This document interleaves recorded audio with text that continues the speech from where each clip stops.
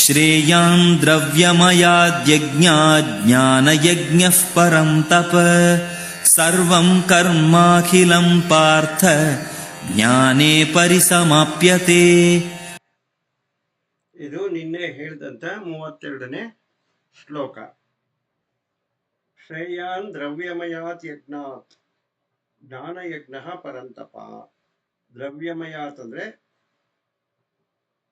ದ್ರವ್ಯಗಳನ್ನ ಇಟ್ಟುಕೊಂಡು, ದ್ರವ್ಯಗಳು ಅಂದ್ರೆ ನಮಗೆ ಬೇಕಾದಂತ ಸಾಧನ ಸಲಕರಣೆಗಳು, ಯಜ್ಞಕ್ಕೆ ಬೇಕಾದಂತ ಸಾಧನ ಸಲಕರಣೆಗಳು, ಇವುಗಳನ್ನೆಲ್ಲ ಇಟ್ಕೊಂಡು ಯಾವುದಾದ್ರೂ ಫಲದ ಆಸೆಯಿಂದ ಮಾಡುವಂತಹ ಯಜ್ಞಕ್ಕೆ ದ್ರವ್ಯ ಯಜ್ಞ ಅಂತ ಕರೀತಾರೆ.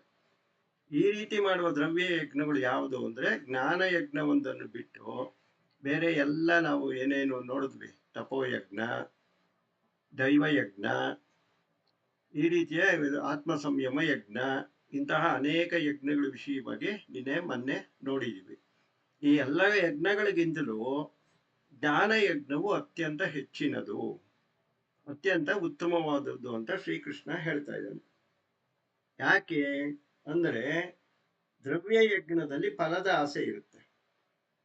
ಫಲದ ಆಸೆ ಒಳ್ಳೆಯದೇ ಇರ್ಬೋದು, ಅದು ಆಸೆ ಇದ್ದರೆ ಪುನರ್ಜನ್ಮಕ್ಕೆ ಕಾರಣ ಆಗುತ್ತೆ. ಅದು ಒಳ್ಳೆಯ ಆಸೆಯೇ ಇರ್ಬೋದು, ಕೆಟ್ಟ ಆಸೆಯೇ ಇರ್ಬೋದು. ಒಳ್ಳೆಯ ಆಸೆ ಉತ್ತಮ ಜನ್ಮಕ್ಕೆ ಕಾರಣ ಆಗುತ್ತೆ, ಕೆಟ್ಟ ಆಸೆ ಕೆಟ್ಟ ಜನ್ಮಕ್ಕೆ ಕಾರಣ ಆಗುತ್ತೆ. ಒಳ್ಳೆಯ ಜನ್ಮದಲ್ಲಿ ಹುಟ್ಟೋದು ಕೂಡ ಜನ್ಮ ತಾನೆ, ಅದನ್ನು ಮೀರಬೇಕು ಅನ್ನೋ ಉದ್ದೇಶದಿಂದ ಶ್ರೀಕೃಷ್ಣ ಹೇಳ್ತಾ ಇದ್ದು ಜ್ಞಾನ ಯಜ್ಞವು ಅತ್ಯಂತ ಶ್ರೇಷ್ಠ. ಈ ಜ್ಞಾನ ಯಜ್ಞವನ್ನ ಮಾಡಿದವ್ರಿಗೆ ಪುನರ್ಜನ್ಮವೇ ಇರೋದಿಲ್ಲ. ಯಾಕೆ ಅಂದ್ರೆ ಅಲ್ಲಿ ಜ್ಞಾನದಲ್ಲಿ ಮತ್ತು ಪರಬ್ರಹ್ಮನಲ್ಲಿ ಒಳ್ಳೆಯದು ಕೆಟ್ಟದ್ದು ಅಂತ ಎಲ್ಲ ಇರಲ್ಲ, ಎಲ್ಲ ಮೀರ್ಬಿಟ್ಟಿರ್ತೀವಲ್ಲ. ಆದ್ರಿಂದ ಜ್ಞಾನ ಯಜ್ಞ ಅತ್ಯಂತ ಶ್ರೇಷ್ಠವಾದದ್ದು ಅಂತ ಹೇಳ್ತಾ ಇದ್ದಾರೆ. ಈ ಯಜ್ಞದ ವಿಚಾರದಲ್ಲಿ ಆದಿಶಂಕರಾಚಾರ್ಯರು ವಿವೇಕ ಚೂಡಾಮಣಿ ಅಂತ ಒಂದು ಗ್ರಂಥ ಬರೆದಿದ್ದಾರೆ.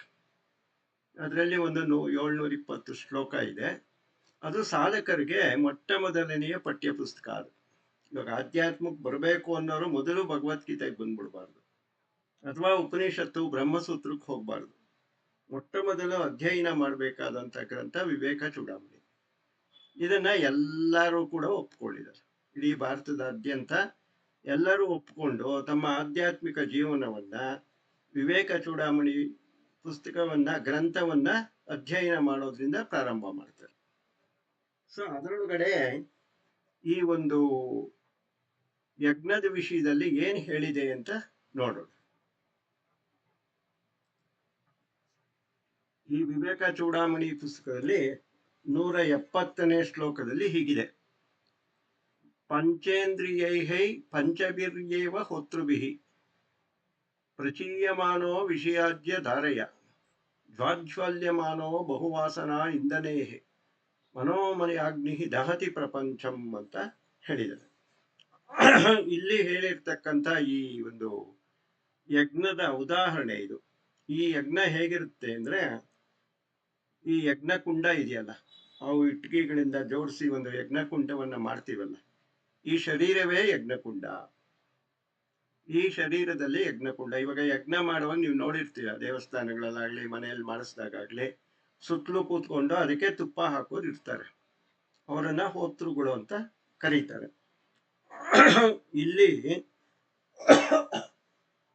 ಈ ಶರೀರವೆಂಬ ಯಜ್ಞಕುಂಡದಲ್ಲಿ 5 ಜನ ಹೋತೃಗಳು ಕೂತಿದ್ದಾರೆ. ಸುತ್ತಲೂ 5 ಜನ ತುಪ್ಪ ಹಾಕೋದಕ್ಕೆ ಕುತ್ಕೊಂಡಿದ್ದಾರೆ. ಯಾರಪ್ಪ ಅವರು 5 ಜನ? 5 ಪಂಚೇಂದ್ರಿಯಗಳು. ಈ ಪಂಚೇಂದ್ರಿಯಗಳೇ 5 ಜನ. ಅವರು ತುಪ್ಪ ಹಾಕೋದಕ್ಕೆ ಕುತ್ಕೊಂಡು ರೆಡಿಯಾಗಿದ್ದಾರೆ. ಅವರು ಯಾವ ತುಪ್ಪ ಹಾಕ್ತಾರಪ್ಪ ಅಂದ್ರೆ, ಹಸುವಿನ ತುಪ್ಪ ಹಾಕಲ್ಲ ಅವರು, ಇಂದ್ರಿಯ ವಿಷಯಗಳೆಂಬ ತುಪ್ಪವನ್ನ ಹಾಕ್ತಾರೆ. ಇವಾಗ ಕಣ್ಣು, ಅದು ಯಾರೋ ಬರ್ತಾ ಇದ್ದಾರೆ ನೋಡು ಸ್ವಾಹ ಅಂತ ಹಾಕುತ್ತೆ, ತಕ್ಷಣ ಅದ್ರೊಳಗಡೆ ಆ ತುಪ್ಪ ಬೀಳುತ್ತೆ. ಕಣ್ಣು, ಕಿವಿ ಏನೋ ಕೇಳಿಸ್ಕೋ ಸ್ವಾಹ ಅಂತ ಹೇಳುತ್ತೆ, ಅಲ್ಲಿ ಏನೋ ಕೇಳಿಸ್ಕೊಳುತ್ತೆ. ಹೀಗೆ ಕಣ್ಣು, ಕಿವಿ, ಮೂಗು, ನಾಲಿಗೆ, ಚರ್ಮ, ಇವುಗಳು 5 ಜನ ಹೋತೃಗಳು. ಇವರು ಸುತ್ತಲೂ ಕೂತ್ಕೊಂಡು ಏನ್ ಮಾಡ್ತಾ ಇರ್ತಾರೆ, ಅವರವರಿಗೆ ಸಂಬಂಧಪಟ್ಟಂತ ವಿಷಯಗಳೆಂಬ ತುಪ್ಪವನ್ನ ಹಾಕ್ತಾ ಇರ್ತಾರೆ, ಒಂದೇ ಸಮ ಹಾಕ್ತಾ ಇರ್ತಾರೆ. ಇಲ್ಲಿ ಯಜ್ಞಕುಂಡದಲ್ಲಿ ಕಟ್ಟಿಗೆಗಳಿರುತ್ತೆ, ಸಮಿತ್ತುಗಳು, ಸೌದೆ ಇರುತ್ತೆ. ಇಲ್ಲಿ ಯಾವ್ದಪ್ಪ ಈ ಸಮತ್ತುಗಳು ಮತ್ತು ಸೌದೆ ಅಂದ್ರೆ ನಮ್ಮ ಶರೀರದ ಒಳಗಡೆ ಇರುವ ಪೂರ್ವ ಜನ್ಮದ ವಾಸನೆಗಳು. ಇವೇ ಕಟ್ಟಿಗೆಗಳು. ನಮ್ಮ ಪೂರ್ವ ಜನ್ಮದ ವಾಸನೆಗಳಿದೆಯಲ್ಲ, ಪ್ರಾರಬ್ಧ ಕರ್ಮ ಅಂತ ಕರಿತೀವಲ್ಲ, ಅದೇ ಕಟ್ಟಿಗೆಗಳು. ಸೊ ಇಲ್ಲಿ ಶರೀರ, ಯಜ್ಞಕುಂಡ, ನಮ್ಮ ಪೂರ್ವ ಜನ್ಮದ ವಾಸನೆಗಳೇ ಕಟ್ಟಿಗೆಗಳು ಮತ್ತು ಸುಮಿತ್ತುಗಳು. ಈ ಒಂದು ಮಾಡುವುದಕ್ಕೆ, ಯಜ್ಞ ಮಾಡುವುದಕ್ಕೆ ಕೂತ್ಕೊಂಡಿರ್ತಾರಲ್ಲ 5 ಜನ, ಇವರೇ ಪಂಚೇಂದ್ರಿಯಗಳು.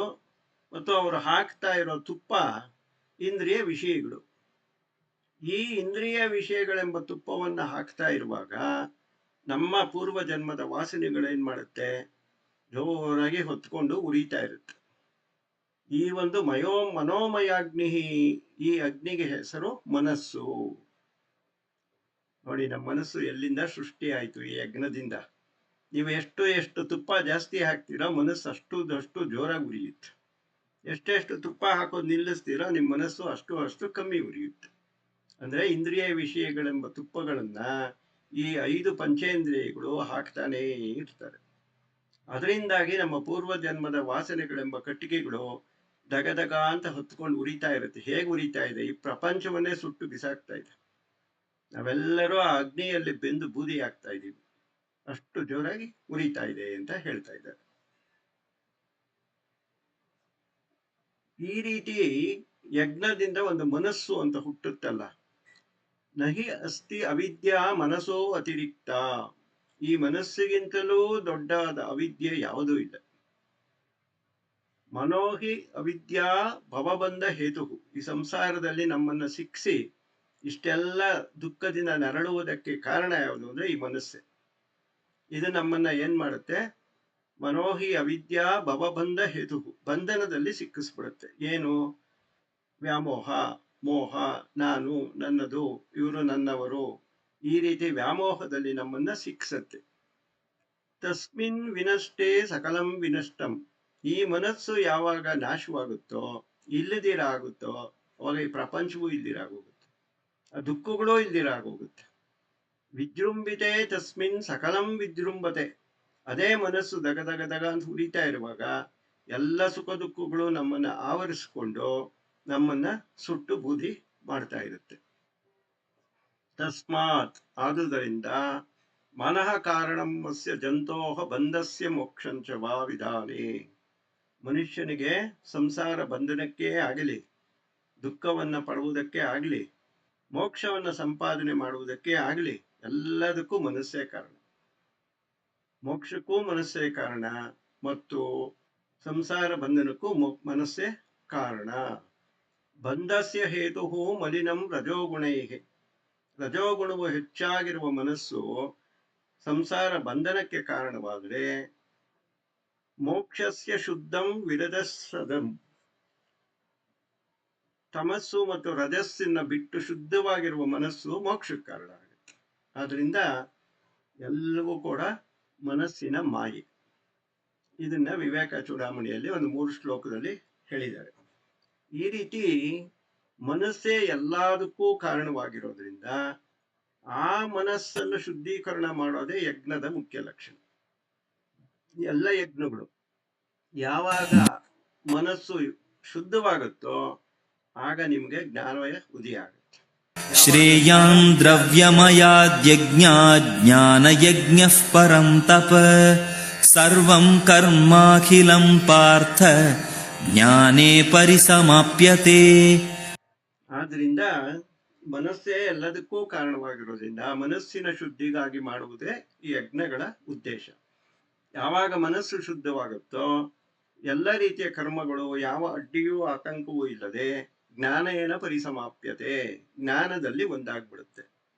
ಹೇಗೆ ನಾವು ಮೊದಲು ಓದ್ದಾಗೆ ಬಾವಿ, ತಟಾಕ, ಕೆರೆ, ನದಿ, ಕುಂಟೆ ಇವುಗಳಿಂದ ಆಗೋ ಪ್ರಯೋಜನಗಳೆಲ್ಲ ಸಮುದ್ರದಲ್ಲಿ ಆಗೋ ಹೋಗುತ್ತೋ, ಅದೇ ರೀತಿಯೇ ಎಲ್ಲ ಯಜ್ಞಗಳಿಂದ ಆಗುವ ಫಲಗಳು ಜ್ಞಾನದಲ್ಲಿ ಸಮಾಪ್ತಿಯಾಗೋಗುತ್ತೆ.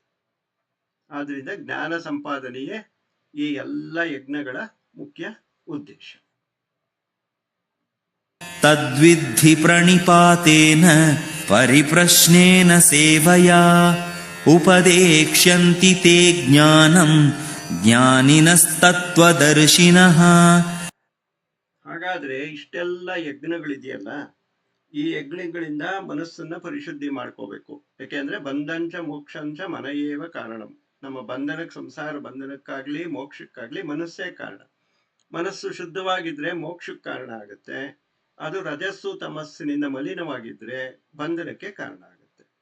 ಆದ್ರಿಂದ ಇಂತಹ ಒಂದು ಮನಸ್ಸನ್ನ ಶುದ್ಧಿ ಮಾಡ್ಕೊಳ್ಳೋದಕ್ಕೆ ಯಜ್ಞಗಳು ಮಾಡ್ಬೇಕಲ್ಲ.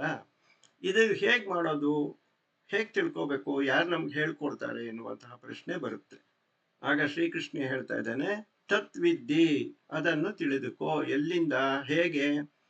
ಪ್ರಣಿಪಾತೇನ, ಶ್ರದ್ಧೆಯಿಂದ ಶರಣಾಗತಿಯಾಗಿ. ಶ್ರದ್ಧೆ ಅಂದ್ರೆ ಶಾಸ್ತ್ರಸ್ಯ ಗುರುವಾಕ್ಯಸ್ಯ ಸತ್ಯ ಬುದ್ಧವ ಧಾರಣಂ. ಗುರುಗಳೇನೋ ಹೇಳ್ತಾ ಇದ್ದಾರೆ, ಶಂಕರಾಚಾರ್ಯರು ಹೇಳ್ತಾ ಇದ್ದಾರೆ, ಇದು ಸತ್ಯ ಅಂತ ನಾವು ನಂಬುವುದು, ಅದೇ ಶ್ರದ್ಧೆ. ಶ್ರೀಕೃಷ್ಣ ಭಗವದ್ಗೀತೆಯಲ್ಲಿ ಹೇಳ್ತಾ ಇದ್ದಾನೆ, ಇದು ಸತ್ಯ ಅಂತ ಅದನ್ನು ನಂಬುವುದೇ ಶ್ರದ್ಧೆ. ಹಾಗಾದ್ರೆ ಪರೀಕ್ಷೆ ಮಾಡದಿರಾನೆ ನಂಬಬೇಕು ಅಂತೇನಿಲ್ಲ. ಹಾಗಾದ್ರೆ ಪರೀಕ್ಷೆ ಹೇಗೆ ಮಾಡಬೇಕು? ಪರಿಪ್ರಶ್ನೇನ, ಪ್ರಶ್ನೆಗಳನ್ನ ಕೇಳುವುದರ ಮೂಲಕ ಪರೀಕ್ಷೆ ಮಾಡಬೇಕು. ಇವಾಗ ಯಾರೋ ಏನೋ ಹೇಳ್ತಾರೆ, ಅದನ್ನ ತಕ್ಷಣ ನಂಬಿಟ್ರೆ ಅದನ್ನ ಮೂಢನಂಬಿಕೆ ಅಂತ ಕರೀತಾರೆ. ಇವಾಗ ಯಾರೋ ಏನೋ ಹೇಳಿದ್ರು, ಶ್ರೀಕೃಷ್ಣ ಹೇಳ್ದ, ಹೌದಾ, ಸರಿ ಬಿಡಿ ಆಯ್ತು ಅಂದ್ರೆ ಅದು ಮೂಢನಂಬಿಕೆ ಆಯ್ತು.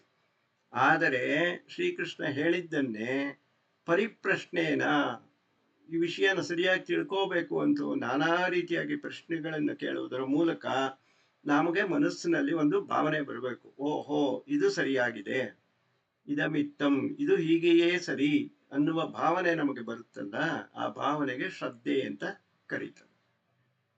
ಹೀಗೆ ಸೇವೆಯ ಮೊದಲು ಗುರುಗಳನ್ನ ಆಶ್ರಯಿಸಬೇಕು. ನಂತರ ಅವರಲ್ಲಿ ಶುಶ್ರೂಷೆ ಅಂದ್ರೆ ಏನು ಅಂದ್ರೆ, ಹಿಂದಿನ ಕಾಲದಲ್ಲಿ ಗುರುಕುಲ ಪದ್ಧತಿ ಇತ್ತು. ಗುರುಕುಲ ಪದ್ಧತಿಯಲ್ಲಿ ಗುರು ಮತ್ತು ಗುರುಪತ್ನಿ ತಂದೆ ತಾಯಿಗಳಿಗೆ ಸಮಾನ. ಚಿಕ್ಕ ಮಕ್ಕಳಾದಾಗ ಹೋದ್ರೆ ಅಲ್ಲಿಗೆ ಸೇರ್ಕೊಂಡ್ಬಿಡೋರು 8 ವರ್ಷ 10 ವರ್ಷಕ್ಕೆ. ಅಲ್ಲಿಂದ ಆಚೆ ಅವರೇ ತಂದೆ ತಾಯಿಗಳು. ಗುರು ಸೇವೆ ಅಂದ್ರೆ ಏನು? ಆ ಗುರುಕುಲದಲ್ಲಿ ಅಲ್ಲೂ ನಡಿಬೇಕಲ್ಲ ಸಂಸಾರ, ಅದು ಒಂದು ಸಂಸಾರ ತಾನೆ. ಕಟ್ಟಿಗೆ ತರಬೇಕು, ಹಸು ಮೇಯಿಸ್ಬೇಕು, ಹಾಲು ಕರಿಬೇಕು, ಎಲ್ಲರೂ ಒಟ್ಟಿಗೆ ಒಂದು ಒಟ್ಟು ಕುಟುಂಬದ ತರ ಜೀವನ ಮಾಡೋದೇ ಗುರುಕುಲ. ಒಂದು 20-30 ಹುಡುಗರಿದ್ರೆ ಅಲ್ಲಿ ಗುರುಪತ್ನಿ ಇರ್ತಾರೆ, ಅದು ಒಂದು ಸಂಸಾರ. ಅಲ್ಲಿ ಗುರುಕುಲದ ಕೆಲಸಗಳನ್ನೆಲ್ಲ ಮಾಡಿಕೊಂಡು ಪರಿಪ್ರಶ್ನೇನ, ಗುರುಗಳು ಹೇಳಿದ ಪಾಠದಲ್ಲಿ ಏನಾದ್ರು ಡೌಟ್ಸ್ ಬಂದ್ರೆ ಪ್ರಶ್ನೆಗಳನ್ನ ಕೇಳುವುದ್ರ ಮೂಲಕ ಅದನ್ನ ತಿಳ್ಕೊಂಡು, ಅವರು ತಿಳ್ಕೋತಾ ನಿಮ್ಗೆ ಗೊತ್ತಾಗುತ್ತೆ, ಓಹೋ ಇದು ಇವ್ರು ಹೇಳ್ತಾ ಇರೋದು ಸರಿ, ಇದು ಹೇಳ್ತಾ ಇರೋದು ತಪ್ಪು ಅಂತ. ಸರಿ ಎಂದು ತಿಳ್ಕೊಂಡಿದ್ದನ್ನ ಶ್ರದ್ಧೆ ಅಂತ ಕರೀತಾರೆ. ಆ ರೀತಿಯಲ್ಲಿ ಗುರು ಸೇವೆಯಿಂದ ವಿಷಯಗಳನ್ನ ತಿಳ್ಕೋಬೇಕು. ಪ್ರಶ್ನೆಯನ್ನು ಕೇಳಿದಾಗ ಗುರು ಏನ್ ಮಾಡ್ತಾನೆ? ಉಪದೇಕ್ಷಂತಿ, ಅವರು ಉತ್ತರನ ಹೇಳ್ತಾರೆ. ಇವಾಗ ಗುರುಗಳನ್ನ ಪ್ರಶ್ನೆ ಮಾಡಿದಾಗ ಗುರುಗಳೇನ್ ಮಾಡ್ತಾರೆ? ಉಪದೇಕ್ಷಂತಿ ಅಂತ ಹೇಳ್ತಾರೆ. ಇವಾಗ ನಾವು ಶಂಕರಾಚಾರ್ಯನ್ನೇ ನೇರವಾಗಿ ಪ್ರಶ್ನೆ ಕೇಳ್ಬೇಕಪ್ಪ, ಎಲ್ಲಿ ಸಿಗ್ತಾರವರು? ಸಿಗಲ್ವಲ್ಲ. ಅದಕ್ಕೆ ಅವರು ದಕ್ಷಿಣಾಮೂರ್ತಿ ಸ್ತೋತ್ರ ಅಂತ ಒಂದು ಸ್ತೋತ್ರ ಬರೆದಿದ್ದಾರೆ. ಮೌನಂ ವ್ಯಾಖ್ಯಾನಂ, ಅಲ್ಲಿ ಮೌನವೇ ವ್ಯಾಖ್ಯಾನ, ಅಲ್ಲಿ ಮಾತೇ ಇಲ್ಲ. ಇವಾಗ ನಮ್ಗೇನೋ ಒಂದು ಸಮಸ್ಯೆ ಬಂತು, ಒಂದು ಉಪನಿಷತ್ತಲ್ಲೋ ಭಗವದ್ಗೀತೆಯಲ್ಲೋ ಡೌಟ್ ಬಂತು ಅಂತ ಇಟ್ಕೊಳ್ಳಿ. ಶಂಕರಾಚಾರ್ಯರನ್ನೇ ಧ್ಯಾನ ಮಾಡಿಕೊಂಡು ಅವ್ರನ್ನ ಪ್ರಶ್ನೆ ಕೇಳಿದ್ರೆ ಅವರು ಮೌನವಾಗೇ ಉತ್ತರ ಕೊಡ್ತಾರೆ. ನಿಮಗೆ ಸತ್ಯ ಗೊತ್ತಾಗ್ಬಿಡುತ್ತೆ, ನಿಮಗೆ ಗೊತ್ತಾಗ್ಬಿಡುತ್ತೆ. ಅದು ಸೇವೆ, ಅದು ಗುರು ಸೇವೆ. ಗುರು ಅಂದ್ರೆ ಎದುರುಗೆ ಇರಬೇಕು ಅಂತ ಏನಿಲ್ಲ, ಎಲ್ಲೇ ಇದ್ರೂ ಕೂಡ ಅವ್ರು ಇದ್ದೇ ಇರ್ತಾರೆ. ಅದರಿಂದ ಆ ರೀತಿಯ ವಿಷಯಗಳೆಲ್ಲ ದಕ್ಷಿಣಾಮೂರ್ತಿ ಸ್ತೋತ್ರದಲ್ಲಿ ತುಂಬಾ ಚೆನ್ನಾಗಿ ವಿವರಣೆ ಮಾಡಿದ್ದಾರೆ. ಈ ರೀತಿ ಗುರುಗಳನ್ನ ಪ್ರಶ್ನೆ ಕೇಳಿದಾಗ ಉಪದೇಕ್ಷಂತಿ ತೇ ಜ್ಞಾನಂ, ಆ ಜ್ಞಾನವನ್ನ ಅವರು ನಿಮಗೆ ಹೇಳ್ತಾರೆ. ಯಾರು ಈ ಗುರುಗಳು ಅಂದ್ರೆ ತತ್ವದರ್ಶಿನಃ, ಯಾರು ಆತ್ಮಜ್ಞಾನವನ್ನು ಪಡ್ಕೊಂಡಿರ್ತಾರೆ ಅವರು ಮಾತ್ರ ಗುರುಗಳು ಅಂತ ತಿಳ್ಕೋಬೇಕು. ಅಲ್ಲಿರೋ ಪುಸ್ತಕದಲ್ಲಿ ಓದ್ಬಿಟ್ಟು ನಾನ್ ನಿಮ್ಗೆ ಹೇಳಿದ್ರೆ ನಾನ್ ಗುರು ಆಗಲ್ಲ. ಅಲ್ಲಿರೋದನ್ನ ನೀವೇ ಓದ್ಕೋಬಹುದು, ಏನ್ ಯಾರು ಹೇಳೋದೇನ್ ಬೇಕಾಗಿಲ್ಲ. ಆದರೆ ಆ ಪುಸ್ತಕದಲ್ಲಿರುವ ಗ್ರಂಥದಲ್ಲಿರೋದನ್ನ ತಾನು ಅನುಭವಿಸಿ ತಾನು ಆತ್ಮಜ್ಞಾನಿಯಾದವನು ತನ್ನ ಜ್ಞಾನವನ್ನ ಇತರ ಜೊತೆ ಹಂಚ್ಕೋತಾನಲ್ಲ, ಅವನು ಗುರು. ಆ ರೀತಿಯ ಗುರುವನ್ನ ಫಸ್ಟ್ ಹುಡುಕಬೇಕು, ಅವ್ರು ಸಿಗಬೇಕು. ಯಾರೋ ಸಿಗದೆ ಇದ್ದಾಗ ಏಕಲವ್ಯಂತರ ನಾವು ಯಾರನ್ನ ಬೇಕಾದ್ರೂ ಗುರುವಾಗಿ ಸ್ವೀಕಾರ ಮಾಡಿ ಧ್ಯಾನದಲ್ಲೇ ಕೇಳಿದ್ರು ಉತ್ತರ ಕೊಡ್ತಾರೆ. ಅದರಲ್ಲೇನೂ ಅನುಮಾನ ಇಲ್ಲ. ಈ ರೀತಿಯಾಗಿ ಪ್ರಶ್ನೆಗಳನ್ನು ಕೇಳಿ ತಿಳ್ಕೊಂಡ್ರೆ ಈ ಎಲ್ಲರ ಥರದ ಯಾವ್ಯಾವ ಯಜ್ಞಗಳಿದೆ ಅವೆಲ್ಲ ಹೇಗೆ ಮಾಡಬೇಕು, ಏನು ಮಾಡಬೇಕು, ಹೇಗೆ ಮಾಡಿದ್ರೆ ಏನಾಗುತ್ತೆ, ಇವನ್ನೆಲ್ಲ ಅವರು ನಿಮಗೆ ಹೇಳ್ತಾರೆ ಅಂತ ಶ್ರೀಕೃಷ್ಣ ಹೇಳ್ತಾ ಇದ್ದಾನೆ.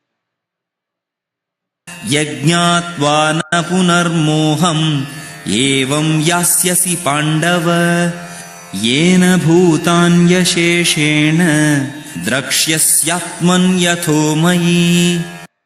ಯತ್ ಜ್ಞಾತ್ವಾ, ಹೀಗೆ ಹಿಂದೆ ಹೇಳಿದ ರೀತಿಯಲ್ಲಿ ಗುರುವನ್ನು ಆಶ್ರಯಿಸಿ ಪ್ರಶ್ನೆಗಳನ್ನು ಕೇಳುವುದರ ಮೂಲಕ ಯಾವ ಜ್ಞಾನವು ನಮಗೆ ಬರುತ್ತೋ ಆ ಜ್ಞಾನವನ್ನು ತಿಳಿದುಕೊಂಡರೆ ಇಲ್ಲ ಏನು ಪುನರ್ಮೋಹಂ, ನಮಗೆ ಮೋಹವಿದು ನಮ್ಮನ್ನ ಮತ್ತೆ ಆವರಿಸುವುದಿಲ್ಲ. ಈಗ ಅರ್ಜುನ ಯುದ್ಧ ಬೇಡ ಅಂತ ಹೇಳ್ತಾ ಇರೋದಕ್ಕೆ ಕಾರಣವೇ ಶೋಕ ಮತ್ತು ಮೋಹ, ಎರಡೇ, ಶೋಕ ಮತ್ತು ಮೋಹ, ಇದೇ ಕಾರಣ. ಈ ಕಾರಣವನ್ನ ಹೋಗಲಾಡಿಸ್ಬೇಕು ಅಂತ ಶ್ರೀಕೃಷ್ಣ ಭಗವದ್ಗೀತೆಯನ್ನ ಉಪದೇಶ ಮಾಡ್ತಾ ಇದ್ದಾನೆ. ನಾವು ಕೂಡ ಸಂಸಾರ ಬಂಧನದಲ್ಲಿ ಸಿಕ್ಕಾಕೊಂಡಿರೋದಕ್ಕೆ ಎರಡೇ ಕಾರಣ, ಶೋಕ ಮತ್ತು ಮೋಹ. ಈ ಎರಡನ್ನೂ ಕೂಡ ನಾವು ಗೆಲ್ಲಬೇಕು ಅಂದ್ರೆ ಈ ರೀತಿಯಲ್ಲಿ ಜ್ಞಾನವನ್ನ ತಿಳಿದುಕೊಂಡ್ರೆ ನಾ ಪುನರ್ಮೋಹಂ ಯಾಸ್ಯಸಿ, ಹೊಂದುವುದಿಲ್ಲ. ಅರ್ಜುನ, ನೀನು ಈ ರೀತಿಯಲ್ಲಿ ಗುರು ಸೇವೆಯನ್ನು ಮಾಡಿ ಆ ಯಜ್ಞಗಳ ವಿಷಯವಾಗಿ ತಿಳಿದುಕೋ, ಅದರಂತೆ ನೀನು ಜ್ಞಾನವನ್ನು ಪಡೆದುಕೊಂಡರೆ ನಿನ್ನನ್ನು ಮತ್ತೆ ಮೋಹವು ಆವರಿಸುವುದಿಲ್ಲ, ನೀನು ಬಂಧನದಿಂದ ಮುಕ್ತನಾಗ್ತೀಯ ಅಂತ ಹೇಳ್ತಾ ಇದ್ದಾನೆ.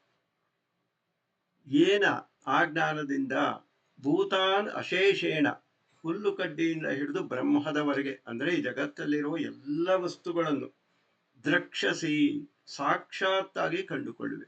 ಅಂದ್ರೆ ನಮಗೆ ತಿಳಿಯದೇ ಇರುವ ವಸ್ತುವೇ ಇರಲ್ಲ, ತಿಳಿಯದೇ ಇರುವ ಜ್ಞಾನವೇ ಇರಲ್ಲ. ಅದರಿಂದ ಉಪನಿಷತ್ತುಗಳಲ್ಲೂ ಬರುತ್ತೆ, ಒಬ್ಬರು ಪ್ರಶ್ನೆ ಕೇಳ್ತಾರೆ, ನಾವು ಏನನ್ನು ತಿಳಿದುಕೊಂಡರೆ ಎಲ್ಲವನ್ನೂ ತಿಳಿದುಕೊಂಡಾಗುತ್ತದೆ ಅಂತ ಕೇಳ್ತಾರೆ. ಅದಕ್ಕೆ ಹೇಳ್ತಾರೆ, ಆತ್ಮಜ್ಞಾನವೊಂದನ್ನು ತಿಳಿದುಕೊಂಡರೆ ಈ ಜಗತ್ತನ್ನೇ ತಿಳಿದುಕೊಂಡಂತೆ ಆಗುತ್ತದೆ. ಹಾಗೆ ಭೂತಾನ್ ಅಶೇಷೇಣ ದ್ರಕ್ಷಸಿ, ಆತ್ಮಜ್ಞಾನವು ಒಂದು ಬಂದರೆ ಜಗತ್ತಿನ ಎಲ್ಲ ಜ್ಞಾನವೂ ಬಂದಂತೆ ಆಗತ್ತೆ. ಎಲ್ಲಿ ಸಿಗುತ್ತೆ ನಮಗದು?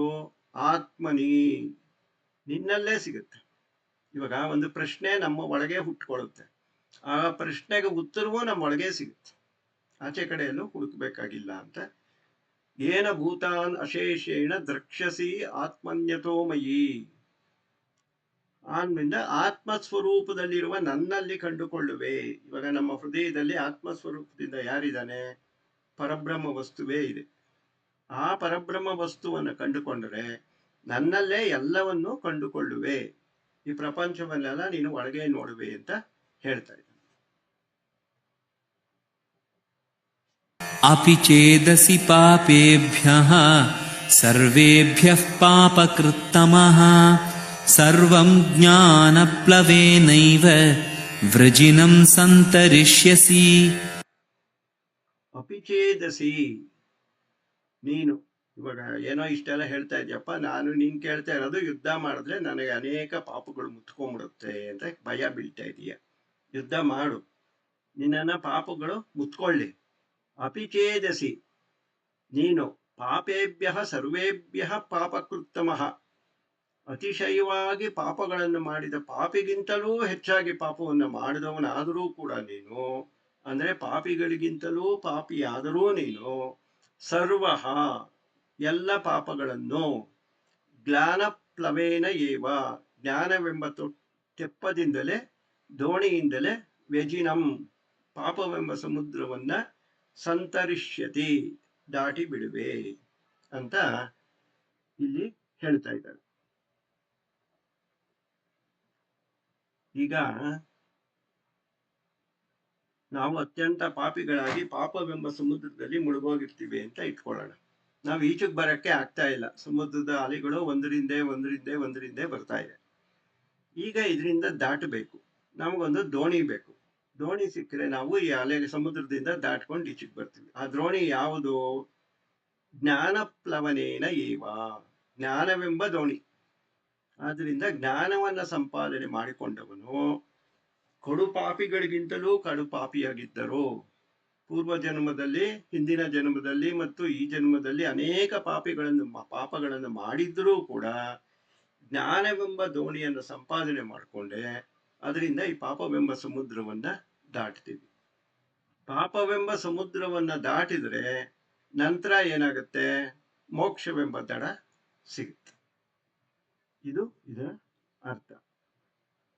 ಯಥೈಧಾಂಸಿ ಸಮಿद्धೋಗ್ನಿಃ ಭಸ್ಮಸಾತ್ ಕುರುತೇರ್ಜುನ ಜ್ಞಾನಾಗ್ನಿಃ ಸರ್ವಕರ್ಮಾಣಿ ಭಸ್ಮಸಾತ್ ಕುರುತೆ ತಥಾ. ಯಥಾ ಹೇಗೆ, ಏದಾಂಸಿ ಹೋಮಕ್ಕೆ ಹಾಕಿದ, ಸಮಿದ್ಧ ಸೌದೆ ಮತ್ತು ಸಮಿತ್ತು ಕಟ್ಟಿಗೆಗಳನ್ನು, ಅಗ್ನಿ ಚೆನ್ನಾಗಿ ಉರಿಯುತ್ತಿರುವ ಬೆಂಕಿಯು, ಭಸ್ಮಸಾತ್ ಕುರತೆ ಸುಟ್ಟು ಬೂದಿ ಮಾಡಿಬಿಡುವುದೋ ಅರ್ಜುನ ಹಾಗೆಯೇ ಜ್ಞಾನಾಗ್ನಿ ಜ್ಞಾನವೆಂಬ ಅಗ್ನಿಯು ಸರ್ವಕರ್ಮಾಣಿ ಈ ಜನ್ಮದಲ್ಲಿ ಮಾಡಿರುವ ಸಂಚಿತ ಮತ್ತು ಆಗಾಮಿ ಕರ್ಮಗಳನ್ನು, ಹೋದ ಜನ್ಮದಲ್ಲಿ ಮಾಡಿದ ಪ್ರಾರಬ್ಧ ಕರ್ಮಗಳನ್ನು, ಸಿದ್ಧಿ ಮತ್ತು ಅಸಿದ್ಧಿ, ಪಾಪ ಮತ್ತು ಪುಣ್ಯ ಎನ್ನುವ ಎಲ್ಲ ಕರ್ಮಗಳನ್ನು ಭಸ್ಮಸಾತ್ ಕುರುತೆ ಭಸ್ಮ ಮಾಡಿಬಿಡುತ್ತೆ. ಇವಾಗ ಹೋಮದಲ್ಲಿ ಅಗ್ನಿ ಮತ್ತು ಸೌದೆ ಮತ್ತು ಸಮಿತ್ತುಗಳು ಹಾಕಿ ಹೇಗೆ ಅಗ್ನಿ ಅವುಗಳನ್ನೆಲ್ಲ ಸುಟ್ಟು ಬೂದಿ ಮಾಡಿಬಿಡುತ್ತೋ ಅರ್ಜುನ, ಹಾಗೆಯೇ ನಿನ್ನಲ್ಲಿ ಜ್ಞಾನವೆಂಬ ಅಗ್ನಿಯನ್ನು ನೀನು ಹೊತ್ತಿಸಿಕೊಂಡ್ರೆ ಅದರಿಂದ ನೀನು ಪೂರ್ವ ಜನ್ಮದಲ್ಲಿ ಮಾಡಿದ ಪ್ರಾರಬ್ಧ ಕರ್ಮ ಈ ಜನ್ಮದಲ್ಲಿ ಜ್ಞಾನವು ಉದಯವಾಗುವ ತನಕ ನಾವು ಮಾಡಿರುವ ಸಂಚಿತ ಮತ್ತು ಆಗಾಮಿ ಕರ್ಮಗಳು ಎಲ್ಲವನ್ನು ಸುಟ್ಟು ಬೂದಿ ಮಾಡಿಬಿಡುತ್ತೆ. ಭಸ್ಮಸಾತ್ ಕುರುತೆ ಭಸ್ಮ ಮಾಡಿಬಿಡುತ್ತದೆ ಅಂದರೆ ಮತ್ತೆ ಫಲ ಕೊಡದಂತೆ ನಿರ್ಬೀಜವನ್ನಾಗಿ ಮಾಡಿಬಿಡುತ್ತದೆ. ಇವಾಗ ಅಕ್ಕಿ, ರಾಗಿ, ಹುರುಳಿಕಾಳು, ಬೀಜಗಳೆಲ್ಲ ಬಿತ್ತಿದ್ರೆ ಬೆಳೆ ಬರುತ್ತೆ. ನೀವು ಅದೇ ಬೀಜಗಳನ್ನು ಬಾಂಡ್ಲೆ ಚೆನ್ನಾಗಿ ಹುರಿದ್ಬಿಟ್ಟು ಆಮೇಲೆ ಬಿತ್ತಿ ಬೆಳೆನೂ ಬರಲ್ಲ, ಏನೂ ಬರಲ್ಲ. ಹಾಗೆ ನಮ್ಮಲ್ಲಿರೋ ಕರ್ಮಗಳು ಫಲ ಕೊಟ್ಬಿಡುತ್ತೆ. ಅವುಗಳನ್ನ ಚೆನ್ನಾಗಿ ಜ್ಞಾನವೆಂಬ ಅಗ್ನಿಯಲ್ಲಿ ಸುಟ್ಟು ಬಾಂಡ್ಲೆಲ್ಲ ಚೆನ್ನಾಗಿ ಹುರಿದ್ಬಿಟ್ರೆ ಆಮೇಲೆ ನೀವು ಬಿತ್ತಿದ್ರೂ ಫಲ ಬರಲ್ಲ. ಅಂದ್ರೆ ಪುನರ್ಜನ್ಮ ಇರಲ್ಲ ಅಂತ ಹೇಳ್ತಾ ಇದ್ದಾರೆ. ನಹಿ ಜ್ಞಾನೇನ ಸದೃಶಂ ಪವಿತ್ರಮಿಹ ವಿದ್ಯತೆ ತತ್ಸ್ವಯಂ ಯೋಗ ಸಂಸಿದ್ಧಃ ಕಾಲೇನಾತ್ಮನಿ ವಿಂದತಿ. ಏಕೆಂದರೆ ನ ಜ್ಞಾನೇನ ಸದೃಶಂ ಪವಿತ್ರಂ ಇಹ ವಿದ್ಯತೆ, ಈ ಲೋಕದಲ್ಲಿ ಜ್ಞಾನಕ್ಕಿಂತಲೂ ಪವಿತ್ರವಾದ ಅಂದ್ರೆ ಶುದ್ಧಿ ಮಾಡುವ ವಸ್ತು ಇಲ್ಲ. ಖಂಡಿತವಾಗಿಯೂ ಹಿಂದೆ ಹೇಳಿದ ಎಲ್ಲ ಯೋಗ ಮಾರ್ಗಕ್ಕಿಂತಲೂ ಅಂದರೆ ಬೇರೆ ಎಲ್ಲ ಯಜ್ಞಗಳಿಗಿಂತಲೂ ಜ್ಞಾನ ಯಜ್ಞ ಶ್ರೇಷ್ಠ ಅಂತ ಶ್ರೀಕೃಷ್ಣ ಹೇಳಿದ್ದಾನೆ. ಯಾಕೆ ಅಂದ್ರೆ ಜ್ಞಾನಕ್ಕೆ ಸಮಾನವಾದ ಪವಿತ್ರವಾದ ಅಂದ್ರೆ ನಮ್ಮನ್ನು ಪರಿಶುದ್ಧವನ್ನಾಗಿ ಮಾಡುವ, ನಮ್ಮಲ್ಲಿರ್ತಕ್ಕಂಥ ಪ್ರಾರಬ್ಧ ಕರ್ಮಗಳೆಂಬ ಬೀಜವನ್ನು ಸುಟ್ಟು ಅದು ಮತ್ತೆ ಮೊಳಕೆನೆ ಹೊಡೆಯಬಾರದು, ಅಷ್ಟು ಸುಡುತ್ತದು. ಆ ರೀತಿಯಲ್ಲಿ ಶುದ್ಧೀಕರಣ ಮಾಡುವ ವಸ್ತು ಈ ಲೋಕದಲ್ಲೇ ಇಲ್ಲ. ಸ್ವಯಂ ಈ ಜ್ಞಾನ ಎಲ್ಲಪ್ಪ ಸಿಗುತ್ತೆ ಅಂದ್ರೆ ಶ್ರೀಕೃಷ್ಣ ಹೇಳ್ತಾ ಇದ್ದಾನೆ, ತತ್ ಸ್ವಯಂ ಯೋಗ ಸಂಸಿದ್ಧ, ಯೋಗದಲ್ಲಿ ನಿರತನಾಗಿರೋನು ಅಂದ್ರೆ ಪ್ರಯತ್ನ ಮಾಡ್ತಾ ಇರೋನು ಯೋಗಿ, ಯತನಶೀಲ, ಆ ಯೋಗಿಯು ತನ್ನಲ್ಲೇ ಕಂಡುಕೋತಾನೆ. ಜ್ಞಾನ ಎಲ್ಲೂ ಹೊರಗಡೆ ಸಿಗಲ್ಲ. ಅದು ಪ್ರಯತ್ನ ಮಾಡ್ತಾ ಇದ್ರೆ ನಾವು ಇದೇ ರೀತಿ ಧ್ಯಾನವೋ ಜಪವೋ ಸತ್ಸಂಗವೋ ಏನಾದ್ರೂ ಸರಿ ನಮ್ಮ ಕೈಲ ಎಷ್ಟು ಶಕ್ತಿ ಇದೆಯೋ ಅಷ್ಟು ಮಾಡ್ತಾ ಇದ್ರೆ ಕಾಲಕ್ರಮದಲ್ಲಿ ಮಾಡ್ತಾ ಮಾಡ್ತಾ ಮಾಡ್ತಾ ಯಾವತ್ತೋ ಒಂದು ದಿನ ಸ್ವಯಂ ನಮ್ಮಲ್ಲೇ ಕೂಡ ಜ್ಞಾನ ಉದಯ ಆಗೋಗುತ್ತೆ ಅಂತ ಹೇಳ್ತಾ ಇದ್ದಾರೆ. ಹೊರಗಡೆಯಿಂದ ಎಲ್ಲೂ ಬಂದು ಪಿಕ್ಚರ್ ಅಲ್ಲಿ ತೋರಿಸೋ ತರ ಬೆಳಕು ಬಂದು ಒಳಗೆ ಸೇರ್ಕೊಳ್ಳಲ್ಲ. ನಮ್ಮಲ್ಲೇ ಕೂಡ ಅದು ಉದಯ ಆಗೋಗುತ್ತೆ. ಅದು ನಿಮ್ಗೆ ಗೊತ್ತಾಗುತ್ತೆ. ಯಾವಾಗ? ಕಾಲೇನ ಅಂತ ಹೇಳಿಬಿಟ್ಬಿಡ್ತಾನೆ. ಕಾಲಕ್ರಮದಲ್ಲಿ ಯೋಗವನ್ನು ಮುಂದುವರಿಸುತ್ತಿರುವ ಸಮಯದಲ್ಲಿ ಇವನ ಪ್ರಯತ್ನ ಮಾಡ್ತಾ ಇರ್ತೀವಿ. ಪ್ರಯತ್ನ ಮಾಡ್ತಾ ಮಾಡ್ತಾ ಮಾಡ್ತಾ ಮಾಡ್ತಾ ಗೊತ್ತಿಲ್ಲ, ಯಾವತ್ತೋ ಒಂದು ದಿನ ಜ್ಞಾನ ಉದಯ ಆಗೋಗುತ್ತೆ ನಮ್ಮಲ್ಲಿ. ಆಗ ಅವನು ಆತ್ಮನೇ ವಿಂದತಿ, ನನ್ನಲ್ಲಿಯೇ ಸೇರ್ಕೊಂಡ್ಬಿಡ್ತಾನೆ. ಪರಬ್ರಹ್ಮ ಸ್ವರೂಪವಾದ ನನ್ನಲ್ಲೇ ಸೇರುತ್ತಾನೆ. ಪರಬ್ರಹ್ಮ ಸ್ವರೂಪವೇ ಆಗಿ ಹೋಗ್ತಾನೆ.